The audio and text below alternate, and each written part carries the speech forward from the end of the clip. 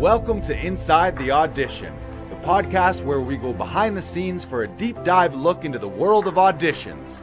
I'm Joe Lars Larson, creator of Actors Audition Club, an international community helping actors book your dream roles in TV, film, and theater. And I'm Brandon Knox, actor, producer, and co-host. Each episode, we chat with actors and industry professionals to share their audition experiences, insights, and advice. We provide actors with actionable tips, strategies, and resources to help you elevate your auditions. We demystify the often intimidating and misunderstood world of auditions to help you succeed.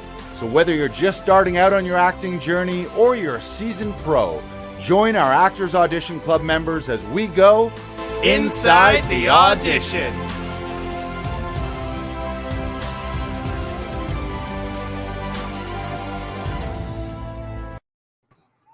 Hey, here we are at Inside the Audition, episode 129. How you doing, BK Broiler? I am doing well. How about you, Lars? I'm fantastic, mainly because our guest today, we've been thinking about having him on for a long time. I think we may have even asked him a few times, but it's been a long time coming. We're going to have a fantastic time with our guest. So I think we should just get right into it. I don't even want to talk about what you had for lunch or what you did this week or any fun anecdotes from around the city of Toronto. Certainly don't want to hear anything about the Toronto Maple Leafs. We're just going to get right into it. I think we're going to start with a little clip and then we'll bring him into the studio. Let's do it. You want to say the magic words? Roll the clip. The algorithm? What are we going to do? Like, for example, the other day I was mad and I tweeted something like in the moment, the heat of the moment. I went, I'm mad. I could kill someone. 2 seconds later, I get a sponsored ad from the cops that says, don't. How did they know? There's people out there that are like, hey, listen, they want to put microchips in your blood. Be careful so they can track everything and know everything about you. Be careful, microchips in the blood. You know, and my thing is like, well, the Domino's Pizza app has all that. They know everything about me. I get emails from Domino's that are like, we see you. We know you're sad right now. You want a Hawaiian pizza? You have enough money in your bank account. Domino's knows. Yeah, that's great. So the algorithm knows, man. The algorithm knows. Oh, yeah. All right, ladies and gentlemen, make sure if you're watching right now live on Facebook or YouTube, share this out to your friends. Let's get the audience up for this guy. Our guest today, Chris Locke. He's an actor, writer, performer, stand-up comedian based in Toronto. You've seen him on What We Do in the Shadows, Run the Burbs, Baroness von Sketch Show, Mr. D. You've seen him in the feature film Filth City. He's a creator, writer, and performer on a Canadian Comedy Award-nominated Learning Nature with Chris Locke. You can see that on Funny or Die. He's also the co-host of Evil Men podcast with Michael Belazzo and James Hartnett. And on top of all that, you can watch his stand-up special, Captain Bones, on Crave. And he's one of our favorites here in the studio at Actors Audition Club and Laughing Vikings in Toronto. We love him. Please welcome to the studio, Chris Locke. Yeah. Hey. How's it going? What's up? Fantastic. Good to see you. How are you, buddy? Good intro. I forgot about some of that stuff. Yeah, your bio's quite long. So shout out to Grand Wave Entertainment for snipping that bio on your agency page for us as well, too. Oh, sweet. Although it needs to be updated. What We Do in the Shadows and Run the Burbs was not on your agency bio. So that wasn't his agency bio. It was his IMDb. So you need to update your IMDb. There you go. Oh. That's on you, Chris. Right. Oh. And Captain Bones wasn't on there as well, too. So that's on Crave. Yeah, check out Crave. You can see his special. Welcome. Things are good.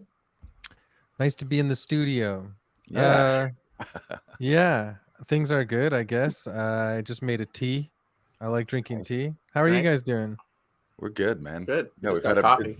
Busy day at the studio. Yeah, we've got cheers, tea and coffee. Shout out Country Style Donut is not a sponsor.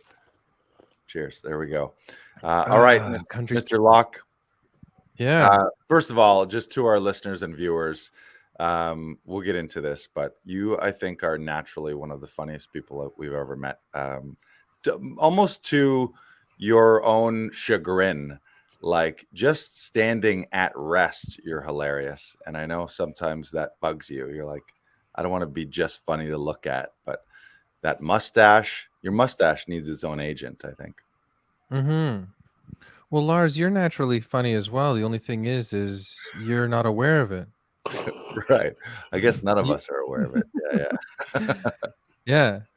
You make people laugh too, Lars. Thank you. Thank you. I try my best.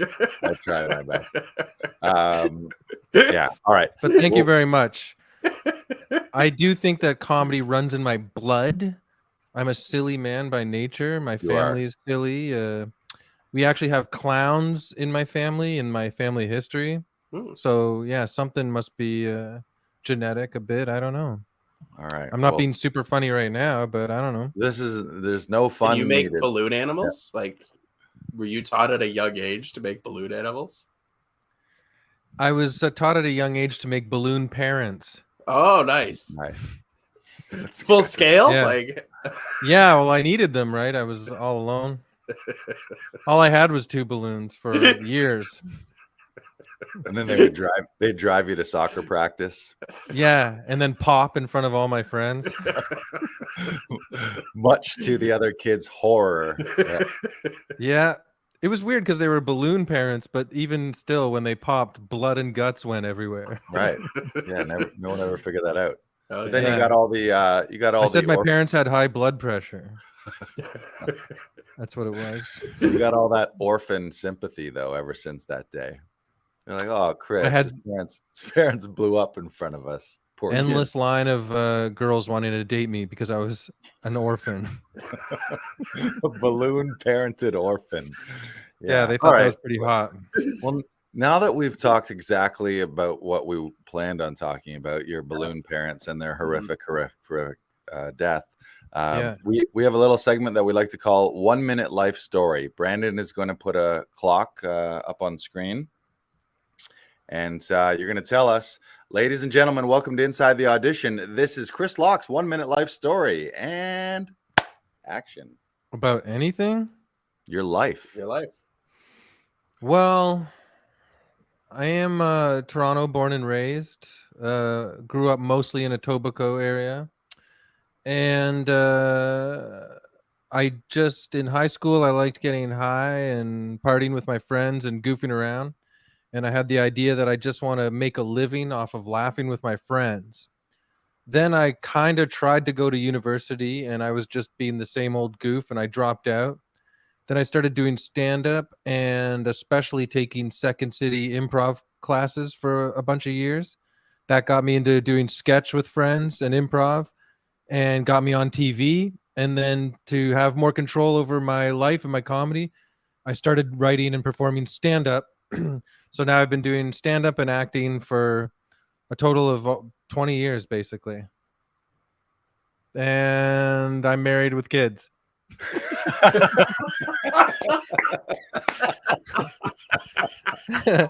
Yeah, well, 2 minutes left. I may as well mention my family. Yeah, you slip that in right under the wire. That was great. And you know what? I was thinking about you earlier. I mean, 2 today. seconds left. I said 2 minutes, but yeah, I saw 2 seconds and I was like, I'll mention the gang.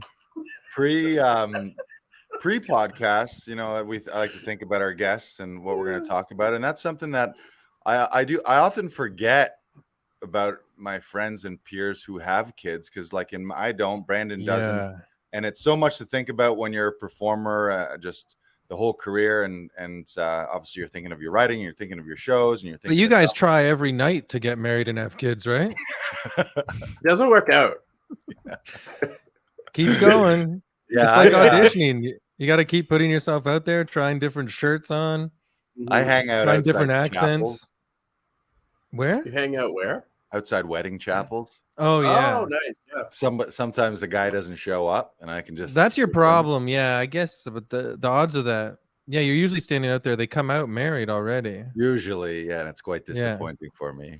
I've switched over to funerals. I walked through a grave site, every day.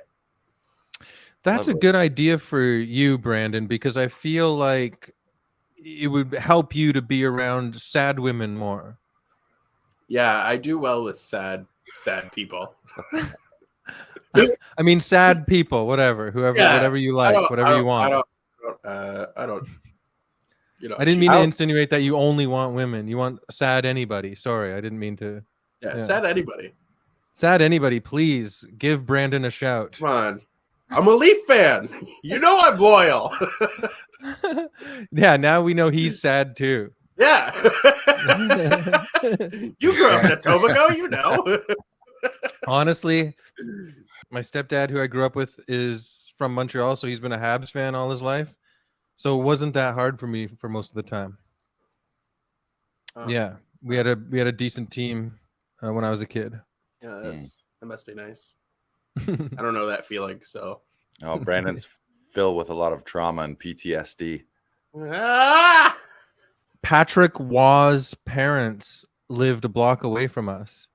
Oh, really? Oh, cool. Yeah, and we got to tour around his house one time, and I think they had a Stanley Cup in the basement, or it was like a replica or something. I don't know. Pretty cool, eh? He won. Super cool. He won 3 or 4 of them, so he has enough to spare. Yeah. There you go. In Etobicoke. I don't think they're still there. But... Incredible. Yeah. I want to know, Chris, before we get into some acting stuff and audition stuff, what was your first stand-up show ever? Where was it? How did that go down? I did the open mic in September of 1999. I was kicked out of my parents' house. I was living on friends' couches. I didn't think I could go back to university on academic probation if I wanted to, but I really was anxious and I don't think I wanted to. And like I said, I was always a goof, always like wanting to be funny and being funny. And so me and my friend, my friend Colin, we promised to go do the open mic at Einstein's Pub. Wow, I know on it. college. Yeah, that's a long time ago though. That's 99. The end of 99 was the first time I got on stage by myself. But anyway, so we signed up in August and didn't get on till like mid to late September something. And by the time it came, Colin chickened out and only I did it. And then I was kind of hooked, but I didn't have the drive yet. I was still confused and like maybe did a couple more open mics and then found pretty gross and bizarre. and then it's kind of luckily signed up for Second City courses in like 2000. That's when I started doing that. And I really liked playing with other people and improvising and laughing like that. Mm-hmm. Did Colin ever start? Nope. No. But we're not super tight anymore, but I think he's pretty successful in like video game development and stuff like that. Okay. So Colin's doing great. It worked out. Yeah. Nice. Shout out He's Colin. doing better than me, probably. glad it all worked out for Colin. He definitely made the right decision. Yeah. I'm still a fool all these years later trying. You know what it's like in this career, comedy and acting and in Toronto and especially Canada. It's like you're basically rebranding yourself and reinventing yourself every day and reintroducing yourself to the industry every day. And like the first 5 years of doing this, you get paid in beer, chicken wings, and nuggets of weed. Doritos. Yeah, or just some nuggets of anything. Yeah, any kind of nuggets. I'll take a nugget. Chicken nuggets. Yeah. You would like Gold that. nugget? Yeah. Yeah. Yeah. What was your first? I wish. What was your first professional booking? TV, film, commercial? Well, so through Second City, I met my good friend Brian Barlow, and we started this sketch troupe called The Gurg. And we were pretty insane, and it was very fun because even though we were sketch, a lot of it was we did like skeletal outlines and then of what we wanted the sketch to be, and then we'd improvise a lot and basically make each other laugh, and it was really insane. And so that got the attention of lots of people, and we got to do the Cream of Comedy in 2003. And back then it was still a TV show, so it was a big deal. You had to do a lot of. Nice. Yeah, I actually started my ACTRA apprentice from doing the Cream of Comedy, and then through just getting picked for that, I booked my first commercial without an agent or out being full ACTRA. And my friend, who's a good friend still to this day, directed it. Derek Horn, really good director. He actually shot and edited My Learning Nature web series that was on Funny or Die. Which was hilarious, by the way. That was great. Thanks. It was literally just me and Derek in the woods acting crazy and turning it into a story and stuff.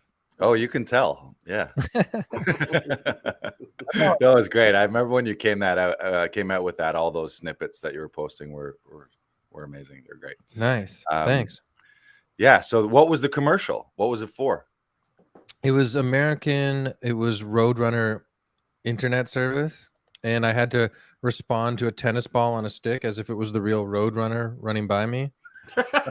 And so that was a neat peek behind the magic. But I also this was my first time where I really learned the hard way about having a lav mic on all the time. I've always been a sarcastic punk, a real bastard, and I think I was making fun of some of the corny stuff of the commercial while I was on set, and Derek came over and was like, yeah, so you got the mic on and all the clients can hear you and stuff. So yeah, that was a tough lesson. I mean, I'm always grateful for work, but I still can't help being a little shit, you know what I mean? Right. Oh, I know exactly what you mean. Yeah. Can you share, I mean, this business is crazy. The stuff we do is insane in auditions and on set. Can you share a memorable audition experience story, either back in the days of being in person or just something weird that you've been asked to do or a big one that you landed? I mean, in my 20s was more commercial stuff, and that stuff got pretty insane. I remember one time I had to act like I was super excited about finding a golden Kraft Dinner macaroni and cheese noodle. And I was wearing a black shirt that was full of cat hair. And every time I moved my body, cat hair would float around the audition room. And I just kept laughing at the whole nonsense of, and no offense, whoever watches this, maybe it's important to learn this, but marketing clients and creatives, they really, in commercial industry, they really think that they have the most important job on the planet. A lot of them. Some of them are really freaking cool, obviously, but there's this weird vibe where creating commercials, it's not, I don't know, it's not cool. It's not like hanging out like comedy friends or acting friends. It's like they really want the separation between them and the talent. It's very uncomfortable feeling, and that's why I really enjoy not going out for commercials for years now, like at least 10 years. I don't, because that's not my idea of play. You know what I mean? I like to play with the creative people and have fun. So anyways, they were giving me the stink eye the whole time, and I couldn't stop laughing at the absurdity of the commercial itself. So then when I left the audition room, the casting director came out and told the huge waiting room of other portly, schlubby fellows waiting to play my character. They were like, okay, guys, you have to remember, this commercial is not supposed to be funny. You're not supposed to laugh all the time. We don't understand why you would laugh at this. And I was like, oh, right. It's funny, guys. Trust me. It's okay. Yeah. And I don't mean to clearly, I don't mean to generalize, but I've had a lot of experience in the commercial auditioning world. I did a commercial once where directors and the clients drove me home, which was very, very nice, right? But whenever I would say something politely, I was stonewalled, completely ignored. So I've had like experiences like that on the commercial side. Right. So maybe it's not fair to be judgmental and generalize, but it seems the commercial world is a bit different than fun TV, movie, comedy, acting stuff. Yeah, I know what you mean, and yeah, I've I had like fun. I like having fun. yeah, Let's put it that way. I think we've all had some great experiences, and we've had some not so great experience. And I think what you're Definitely. explaining is often it's a case of like too many chefs for the soup or whatever. Yeah. Too many chefs in the kitchen, because there'll be the And there's a lot of production company- casting agents and directors who are there for the fun too. There's amazing directors that I've worked with that love comedy and love the talent. Yeah, it's not that side. Yeah, and then there's there's often especially for anyone who's not an actor, there's often like a whole gallery of like 6, 10, 8, 15 people from the agency who often sitting in another room, and after every take they'll come back and be like, yeah, can he bite that burger a little different, or like hold it in his left hand, or just like really small nitpicky things. So that can be challenging as an actor where you're getting that stuff from. Yeah, I had a big beard once, not even that beard. It was late 2000s, early 2010s. Beards were all the rage for like kind of schlubby comedian guys, and I had one too. And a client or something, or creative, no, I think it was like a client said that to the director that I looked like a terrorist, and it's like, that's a good imagination you have there. Right. It's like so superficial, so judgmental. I'm losing work doing this podcast. Whatever. Well, you're choosing the projects and the work and the people that you want to work with in future. That's the thing. I'm at the stage now where I could tell you about a lot of the fun stuff too, for sure. Trust me. And I love that. That's what I look for. Let's get to the fun. Actually, before we do that, I'll share another one of our members. I'll shout him out. Adam Langton told me a story where he was on set in a commercial, and one of the agency people came up right in front. So it's him, the director, and this agency person. And in front of him, like he wasn't there, the agency person said, I thought we were looking for like a macho, like strong type man. And he's just standing there being like, oh, okay, you're just not happy with who I am as a human being right now, and saying it in front of my face. Yeah, there you go. Yeah. I mean, that's just my personal preference to not really be in that world. But I know there's a million actors that have for sure like all kinds of crazy stories, way worse stories. Some good money. Yeah, that's what I mean about the dehumanization of the talent in that world. Right. You're like, ouch, dude. So the lesson is, actors are people too, agency people. We're human beings. While I'm in the actors studio, the actors audition studio, so I'm gonna say, actors are people. Okay, right. Actors are people. Getting to the fun stuff, tell us about some fun on-set experiences. You've been on What We Do in the Shadows. You've been on Baroness Von Sketch show, working. Yeah, I mean, like so far, I'm like a bit role guy. I'm like a little comedy character guy that they tuck into shows and movies for the most part.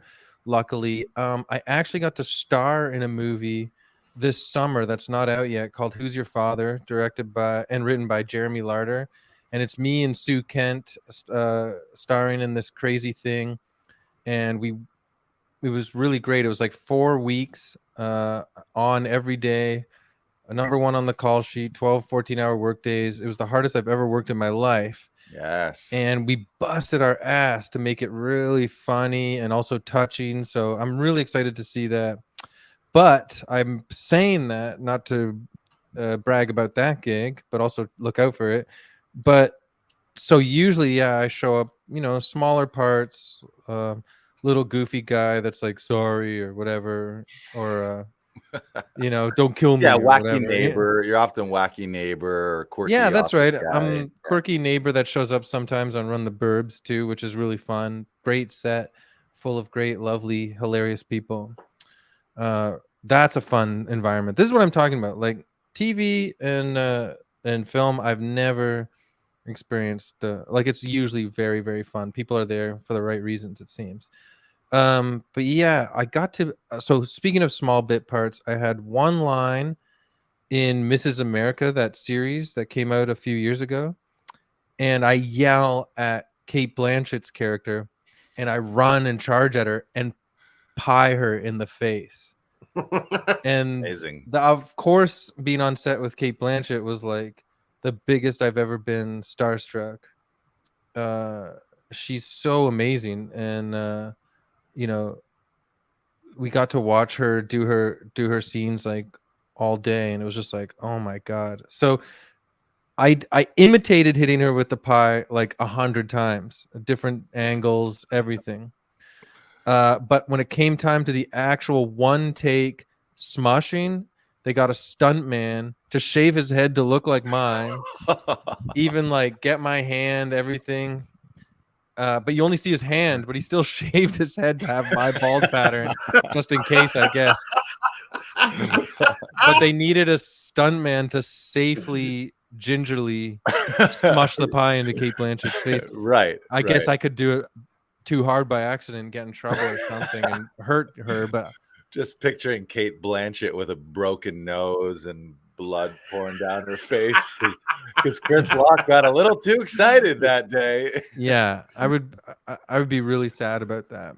But yeah, I was starstruck being on set with her. But that was also, like I said, one line, but still like big scene. So I was on set all day, and yeah, that was really, really fun. And That's you can see it incredible. in an episode. Yeah, the Mrs. America. I'm the guy that pies her and yells like, "You're a traitor to your sex by waging a war against women." Do you know and what I run episode? and go, and then they slow me down, and the "Hey Ho, Let's Go" by the Ramones start, and then I do this savage look back, like I'm bad, and then I run away. It's really cool.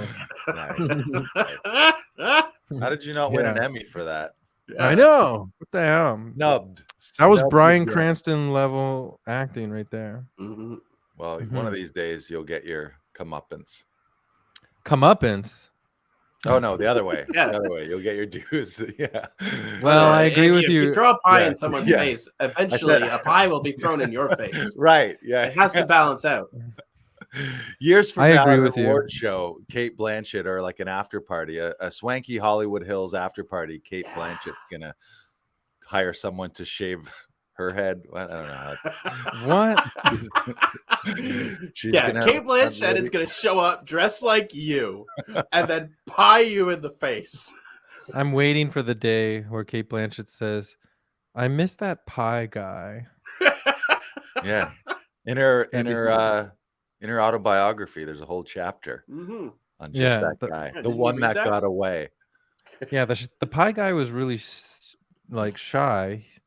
He didn't know how to talk to me, but he was really sweet. Just so you know, she vouched the producers to give you your own spin-off show, just Pie Yeah. Guy spin-off. Well, so that's a historical drama, and another thing that's cool about doing that little role was Aaron Kay or Aaron McKay. I think I'm getting the last name mixed up, but he was the real pie guy from the 70s. He really did that. Oh, So wow. he reached out to me on Twitter, and I got to learn about his real adventures of pieing people in the 70s. He's a real political activist. Are you pretty neat. going to study with him? He's in a different line of work than what I'm interested in, I think. Oh, that's fair. That's fair. But I think I agree with his values for the most part. Yeah, he's a cool guy. So it's like funny. It's like I get this ding dong role. I was like saying to my agent, like, I don't know about this. It's like one line. Like I'm trying to do better these days. And I didn't know it was like with Kate Blanchett, and I'm doing a historically accurate. I'm portraying a historically accurate event as well. Interesting. I think this is an episode of The Roles That Changed His Life. Nothing was ever the same after that day. Mm-mm. Yeah, that happens often in Canada. A role will change your life, and your in the Canadian star system, and you never look back. You never feel like you're starting from scratch every other day all over again. That's right. Right. Yes, that was a Canada PSA. is, they call it Hollywood North because Canadian celebs rule this country. We got a lot, and Canadian citizens love them, cherish them. Sarcasm, guys. I was gonna say, I don't think I've never heard you be sarcastic before. It's a new thing. All right, what else can you tell I us? do comedy shows still. Toronto's my home base. You know, I tour around doing stand-up. Toronto's my home base. I'll do a big show and kill and have a good time and all that. And people will go, "Where are you from?" Just here, you know. And around the block. Yeah, right over there by McDonald's.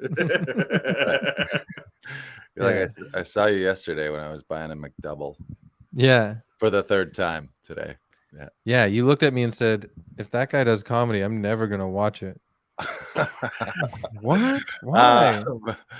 Speaking of comedy shows, you have one coming up. Brandon, throw that banner up. You have a birthday show coming up. Let's do a little mid-episode plug. We got Chris Locke live at his own birthday at Comedy Bar, which is at 945 Bloor Street West. That's next Tuesday. Yeah, Tuesday, 9:30 at Comedy Bar. It's going to be awesome. All March Canadian 7th. showbiz joking aside, doing comedy for a long time here and busting my ass, I seem to have garnered some fans. So I really appreciate everyone coming out and buying tickets. It's I think there's a few tickets left for this one. I sold out the Paradise Theater in early January recently, and that was quite the show. So as much as I'm joking, thank you very much to everyone who bought tickets already and has been coming out to these shows. This is awesome. Like you said, the Evil Men podcast I co-host with Mike Balazzo and James Hartnett. They're co-hosting this live show, and we also have one of my new favorite comedians coming up. Rebecca Payne is doing a set. Jackie Pirico, who's like already a Toronto legend. Hilarious. She's got a huge fan base, killing it.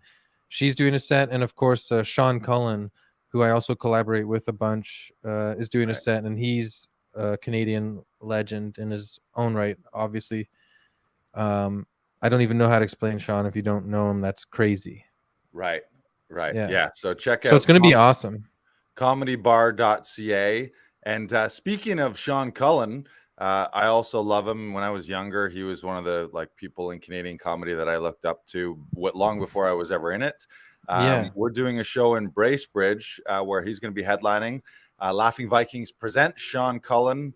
I'll be hosting. That's March 31st at Bracebridge Hall. So for all the Muskokians, you can grab tickets at bbhall.ca. Once again, Sean Cullen, if you don't know who we're talking about, I don't know where you've been in the last 25 years of Canadian comedy, but yeah, he's hilarious. And that show too, Chris, I think I might have asked you on that date and you were tied up, but I think that's going to be a monthly. So we'll get you up to Bracebridge. So for all the Bracebridge listeners and viewers right now, Chris Locke is going to be coming your way eventually, one of these months here. But in the meantime, yeah, March 31st, you can see me and Sean, and March 7th in Toronto next Tuesday, this coming Tuesday. We're going to buy tickets to that too, Chris. I want to come and see that. Your shows are great. You're honestly, I know there's a weird thing sometimes when comedians say this to comedians, and not to blow smoke up your ass, but you're one of the funniest human beings I've ever seen. Your stand-up sets are just hilarious. So wild and crazy, unpredictable. I'd never know. And I never know. I'm like, is this all spur of the moment, just improv crowd work, or is there method to the madness? And I think it's a little bit of both, but it's all of it. Yeah. I write a bit, but I also like to be loose. Yeah. Right. Wow. Thank you very much. That's really nice. And that Bracebridge show with Sean will be so much fun for anybody. Yeah, go on. Well, it is true. I checked in with tickets yesterday. There's only a few left as of yesterday. So yeah, I hope. All right. Well, we'll grab them right after we hang up here. Yeah. Sweet. Thanks, guys. Can you tell us what advice would you give to your younger stand-up comic actor self? You know what? I wasn't good at I was very low self-esteem for like the first 10 years of my career, if you could call it that, up and down, whatever. But so in my 20s, I was low self-esteem. I started going to therapy in my mid to late 30s when my first daughter was born, and then my dad passed away around the same time. And I was like, holy crap, I'm gonna explode. And so all my other comedian friends, of course, were like, go to therapy, it rules, dude. And I was on a road trip with Sarah Hennessy and Tom Henry, and they were like really huge proponents for therapy. I finally did it. So dealing with that stuff younger, I would definitely do that, because it makes you feel a lot more confident and free with who you are, and makes you find yourself a lot easier. And then also the fear that might come from like anxiety and insecurity isn't as punishing. So then if you need to travel more, which I regret not traveling like as much in my 20s, yeah, if you need to do that more, you will, because you'll feel more confident and secure in yourself, hopefully. If you're Yeah, so I was really trapped in my head a bit in my 20s, and I would say work on that to be as free as possible, and travel as much as you want, meet as many people as you can, and just keep getting those stage legs. Get on every show, bad ones, good ones. Every show helps you grow and get better. Don't be judgmental. Just look at it as learning, and have fun each show. Find a way to have fun in each environment. Yeah. If this if we didn't have more questions for you, that would have been a mic drop advice to past former selves, especially That's real. the mental health stuff. I mean, everyone knows comedians and actors. There's so many stories of comedians having mental health issues, culminating sadly with suicide and things like that. So yeah. Yeah, I haven't done suicide yet, but we'll see. Fuck. Let me tell you, if you're ever anywhere near that situation, you better fucking call me, and I will race to get to you, because the world needs more people like you to make them laugh. So I'm fine, guys. I save switch. you. I use the darkness to be funny. Honestly, Yeah, and it's you're really. I have a dark sense of humor sometimes. It comes out. Yeah, but it is funny. In my 20s, it was like I love eating pizza and chips every day for dinner, and just watching 3 movies a day and from my bed, and then putting on weight. And it's funny looking back now. It's like that was freaking hardcore depression, but right. you don't think to call it that at the Right. time. Yeah. You're just like, yeah, it's funny to, yeah. So I have the benefit of hindsight, as they say. Right. But if you're young and you're feeling that stuff now, it would be interesting to look around and just do the self-help stuff, the mindfulness, whatever. It's me time, whatever. Take a, Right. you know what I mean? Yeah, I Just, can look around and check it out. I can vouch for that, and I think a lot of people do. It's like you don't real sometimes you don't really realize it when you're in it, and then you just think back like, huh, that was you're like, I'm not depressed. I'm just sleeping all day and watching only TV and not seeing Yeah. anyone and not seeing any sunlight. I But genuinely love movies and pizza. right. But Right. every day, all day, take it easy. Yeah, that's great. That's Yeah. great advice, Chris. Thank you for sharing that. Can Yeah. you Okay, no problem. I also wanted to ask how, because I don't have any experience with this, Brandon doesn't, but how has having children changed your career and affected your outlook and obviously perspectives and priorities? It's the added complication of having more things in your life to juggle as well. But just talk a little bit about that. You've got 2 young girls, right? Yeah, I don't know. I don't talk to them. I always tell them I'm busy, so it's fine. No, Father no, of the year. it's genuinely insane. It's a lot, but there's something about having a constant allotness, like just a constant rush of things that need to be done that actually keep you moving in a actually more organized function. It's easy to stay driven when you have a family to take care of. And my girls are like real little kids now. They're not like in baby form anymore or toddler form. They've turned into real kids. Oh, yours grew up? Oh, wow. Yeah, they kept going. And they're like so hilarious and interesting individually and together that it's like, yeah, it really helps you make a drive forward to prove that being who you want to be and being creative and making life fun is important. And they give you a drive to stay busy and create projects. And yeah, it's really nice, actually. Yeah, it's weird. It's like being married and having 2 kids while having this sort of independent kind of career where you have to be, like we were saying earlier, the self-starter a lot of the times. It seems like it could crush you, but sometimes it feels like it could, but it's really ultimately helps even more stay focused and driven, like I said.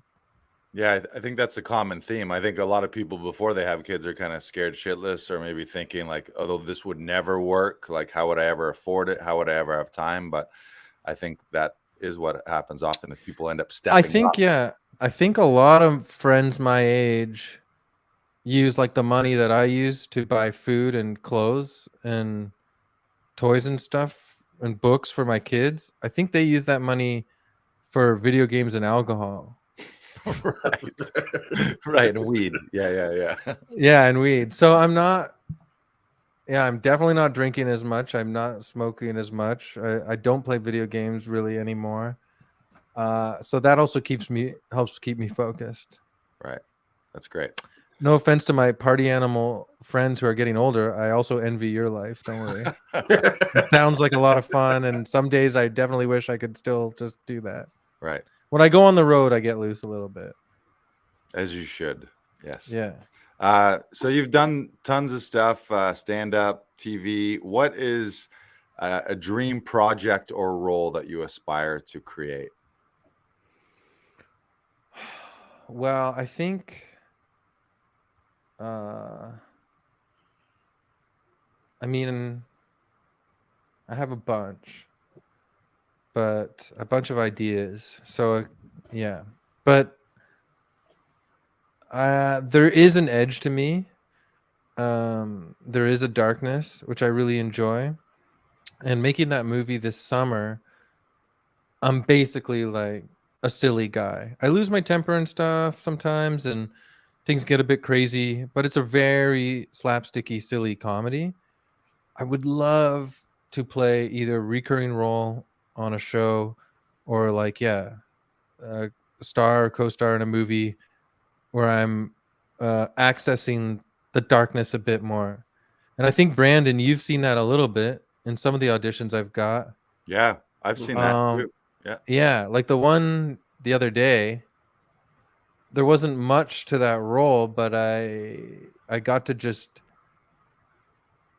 not do much, which was really cool because it was all in the dude's head. And then, he had a panic moment at the end. But I would love to I love like darker creeps and scary people as characters.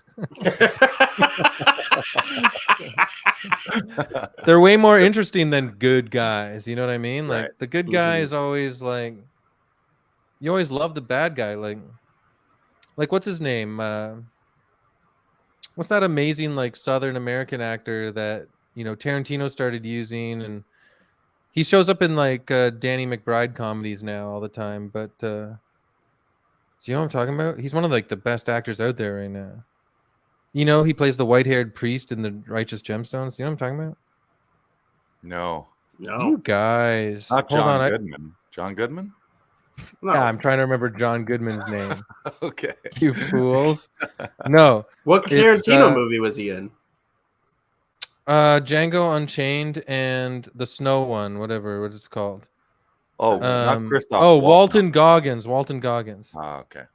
I feel so bad for forgetting Walton Goggins' name. But if you ever watch the series Justified, he came on as this bad guy as a counter to the sheriff, and was basically supposed to die in the first season, I think. But he became a leading role in the rest of the whole series, and his story arcs were just as important, or sometimes more important than the leads, because his bad guy was so captivating and multidimensional, and it's one of the best performances ever. And then, of course, Walton Goggins has, I'm sure, had his pick of the litter for roles ever since then. And as you see, he's cruising through. Well, you guys didn't know who I'm talking about, but yeah, he's. And even if you watch The Hateful Eight, that's the other Tarantino one. Right. He's kind of got a bit role in that, and even in the movie, you start realizing, like, no, wait, he's kind of the centerpiece role, like, and he's just so dynamic, and I love that kind of stuff. I love it when you can tell that a bad guy is conflicted within themselves for various reasons as well, and yeah, there's all kinds of factors that lead to their decisions, you know. Yeah, and we always talk about no bad guy or villain really thinks they're the bad guy. They think they've somehow justified it or done the mental gymnastics in their head to justify why what they're doing is necessary, and they need to do it. And often they're quite charming and quite fun, and have their silly moments as well, like all human beings too. Yeah, I've got a fun synchronicity too. Another actor that you were mentioning last time when you were in the studio earlier in the week here, you mentioned Scoot McNairy. Yeah, Scoot I like all McNair. the character actors. Also, yeah. Okay. What were we going to say? Well, the about him? synchronicity is that same night I randomly threw on Once Upon a Time in Hollywood just to watch that again. And yeah, there you go. Scoot McNair's in that too. Yeah, see, he's got a small role, but Right. then look at that role, completely memorable. But he's not a bad guy. He's like Scoot's like a, but Scoot's character in Once Upon a Time in Hollywood. No, wait, was it Once Upon a Time in Hollywood? Yeah, I think. Yeah, doesn't he get his he's on set. face smashed? Right. Isn't that him? He plays an actor playing a cowboy that gets shot on the TV show. Oh, right. On the porch of the saloon. Right. But another incredible. Speaking of Scoot, they were in a movie together with these two actors, Ben Mendelsohn. So Ben Mendelsohn, is like, he plays the bad guy in Rogue One, but he's an old Australian actor that's got like just a dynamic career, incredible. But if you watch season 1 of the HBO show, I think it's HBO, called Bloodline, he has an arc just for the first season, and honestly, it's really hard to watch the show after he's gone, because he is just like, man, I would aspire to be anything like, yeah, who was I talking about? Ben Mendelsohn or Walton Goggins, any kind of character like that. I think because I come at it independently and very amateurish through comedy, and like that's how I got my experience. I don't think I could ever pull off something like that like those guys can, but man, those kind of character roles are that's something I would aspire to. I gotta disagree with you there, Chris. I put my money on you. Yeah, you got it. And now 100%. We got it out. We put it out to the world too. So it is. Yeah, well, I mean, the other thing too about being a creator is, like, maybe I'll just create a project that 10 people see, but I'll get to do it my way and do that, you know? Right. Yeah. So you're never really giving up on that. Yeah. Yeah. And I think I've told, but thanks, guys. I appreciate the compliment. Sorry to cut you off. No worries. I've told Brandon this. I don't know if I've told you this, but long term for Laughing Vikings, my long term goal, like at top level, would be to get Laughing Vikings into the realm of Happy Madison or Heartbeat Productions, where I can just green light my friends' projects. Be like, yeah, what's the Chris Locke untitled project? Here's $5 million to go make that. Yeah, if I had a bank full of money right now and a few horses to bet on, you'd be one of those horses, Chris, for sure. So 100%. So the second I got a spare $5 million, you got it. You're, okay. Well, I hope you find $5 million one day. Yes. He gets behind the scrim. Thank you. Thank you. Yeah. It's kicking around here in the studio somewhere. Yeah, Luna it might might have be it. outside. Honestly, buried it. $5 million, it might be outside. Yeah. Under an X that's marked the spot. Yeah. Can you tell us a little bit about your audition process routines, just from the time you get an audition from your agent to the time that you're shooting it with us? How do you normally approach it? Should I tell the real one or like a good one, or should I be real? Well, I would say average. I know sometimes we're like under a deadline, we're underprepared. Sometimes we have more time, but the thing that is if I book an hour with you guys, sometimes, yeah, the first 40 minutes are really learning the role with you guys. That's why I appreciate working with you guys. Because here's an instance where having kids at home and also a busy wife who works her ass off too makes it a bit difficult. I don't learn the roles by myself. I can read the scripts and kind of easily get a sense of who my character is and build that in my mind. But when it comes to actual lines, I can't get them down unless I'm running them with someone. So that's a hard thing for me. And doing this movie, which was insane, like I said, I was on set every day.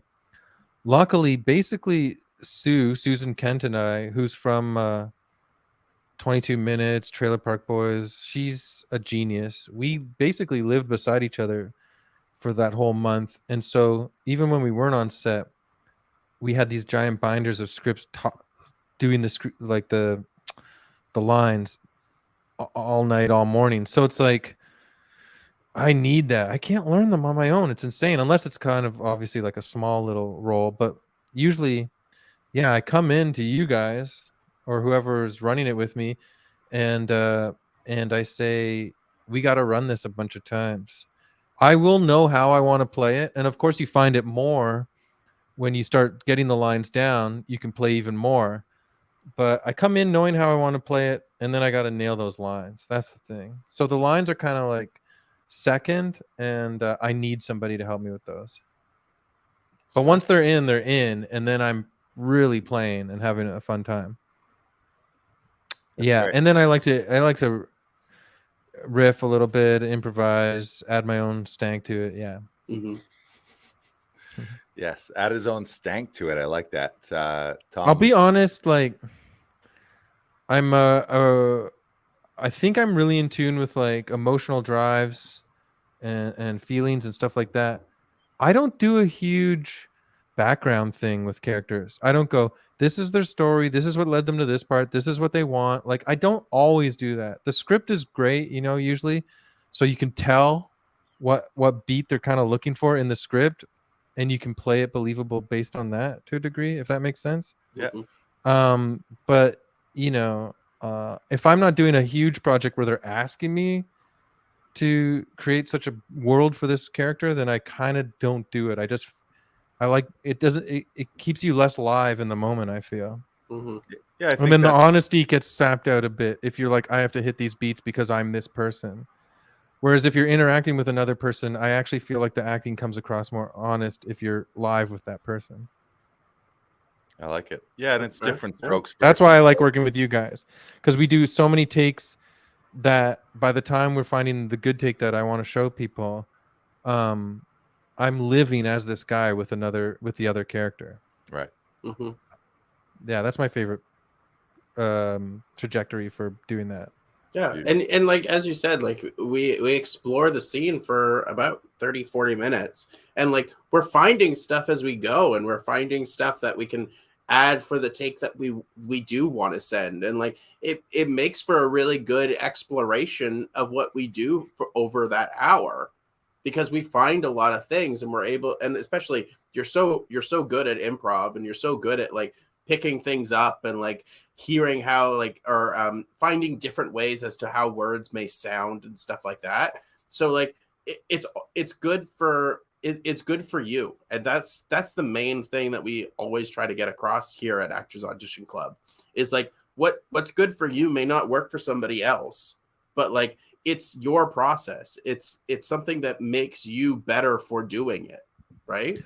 Well, honestly, there's no doubt that I've become a better actor over the years doing my auditions with you guys. And when I recommend you to other actors, and I know you don't need my recommendations as much, you have a lot of clients, but when I do recommend, I'm like, it's not just so that the audition, you're not bugging someone to be a reader, and the audition does look nice because you do it professionally.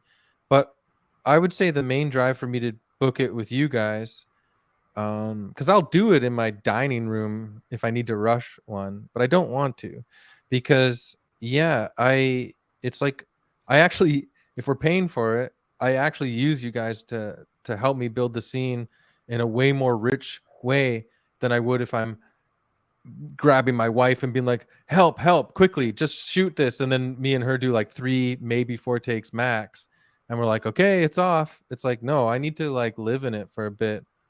And as you guys say, like in between takes, or you've seen in between takes, I do like karate kicks and swear, and like you just have that, you live in the space and you find it and you get loose, way more loose. So I really appreciate that. Yeah, it's great. We love working with you too. Yeah, and one of my favorite things is when it is something that might be dubbed more dramatic, is the silliness in your bones just comes out. Like you can focus for a few minutes for the scene, but the second it's the end of the scene, you always snap out of it and say something hilarious that cracks me up behind the camera too. So it's it's like my there was a couple maybe like a year or two ago. I don't know what it was for, but and this is rare. I can usually keep my shit together, but I was just cracking up. I couldn't stop laughing behind, and it wasn't at all a comedic scene. I think you were a mean sheriff or something like that. Oh yeah. And I was just giggling like a schoolgirl behind the camera. Yeah, well, it's like, I guess it's like once the performing adrenaline is up, even when the take is over, you're still like, bleh, what I mean? Right. So it's fun to play, and that's also why. Hey, I got Run the Burbs. I auditioned for Run the Burbs at your place. Yeah. That was our first session together, Chris. Oh. Yeah. Maybe that's why I keep booking through you now. It's like you're my lucky charm. That's right. Maybe. But also I know that Lars is always doing classes and stuff. Brandon too. I think the biggest thing with both Brandon and I is that we've really had the same coach, so we speak the same language and we look at scenes the same, very similar, and we have the same language, directorial language as a result of that. Through shout out to Tom Todoroff, which is really helpful. Yeah. All right, I think we're gonna start bringing this ship back to port here. Brandon, anything else? Do you have any more questions for Chris? Yeah, I think. Did we have a website that we wanted to talk to Chris about? Oh yes. We almost made a terrible mistake, Chris. I don't know if you realized this. I thought maybe you had a little side hustle. Bring it up, Brandon, because when we went to grab your bio and some links, we found chrislockchef.com. Chris Locke is a British-born chef established in Toronto with a strong focus on locality, kills me, seasonality, and sustainability. Why does he have to be in Toronto? I know he's better looking, he's more successful, and he's in freaking Toronto too. It's not even like he's in a different city. It's insane. So this has come up, huh? Yeah. Do people call you asking if they could get a reservation at your restaurant or something? No one has thought I'm the chef. I wonder if he knows about me. Right. But I don't think so. I think he's doing fine. You guys should do a dinner and a show, a little collab. Chris Locke and Chris Locke. The Chris Locke show. Yeah. Okay, get this guy's promo out of here.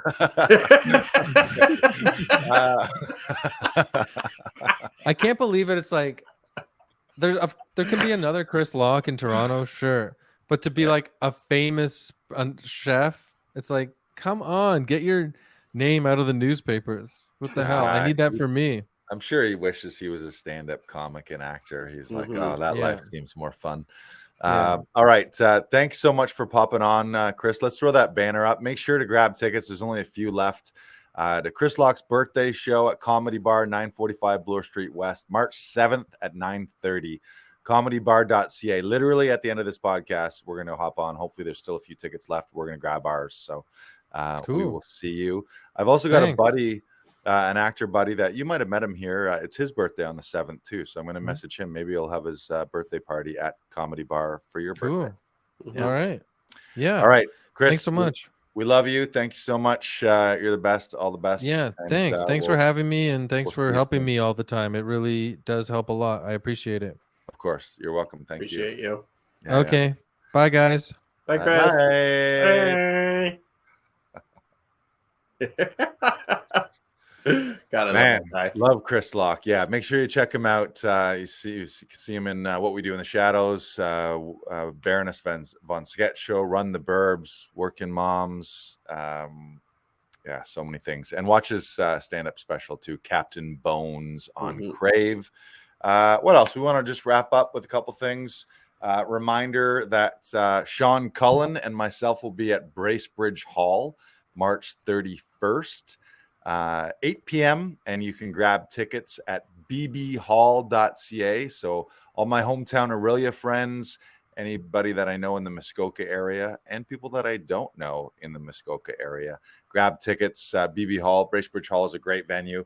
It's very small and intimate. I think there's only 65 tickets available. So you can grab those now. And Sean Cullen is a Canadian icon. You've seen him on Mad TV. You've seen him on The Tonight Show, Canadian Comedy Awards, Just for Laughs. His resume is insane, and he's just insanely funny. And Chris Locke and Sean Cullen often work together. So if you ever see a show that has Chris Locke and Sean Cullen on it, that is like, I don't know, it shouldn't even be legal. It should be illegal to have that much funny on one show. Someday it probably will be. There'll be some dystopian world where Chris Locke and Sean Cullen are not able to perform on the same bill because it's just too much for people. Anything else going on around here in the stew? Do you want to talk about? We got any highlights? Not that I can think of. No. Well, something I can think of. This is March. This is March 1st. So happy March. Oh, yeah. And we just made a post last night that we've opened up 5 more spots to Actors Audition Club. So for any of those actors who at the beginning of the year in January, February, if you were didn't pull the trigger to join, now's the time. And the first 5 who will shoot us a message and want to join will also get their first audition session free when they join Actors Audition Club.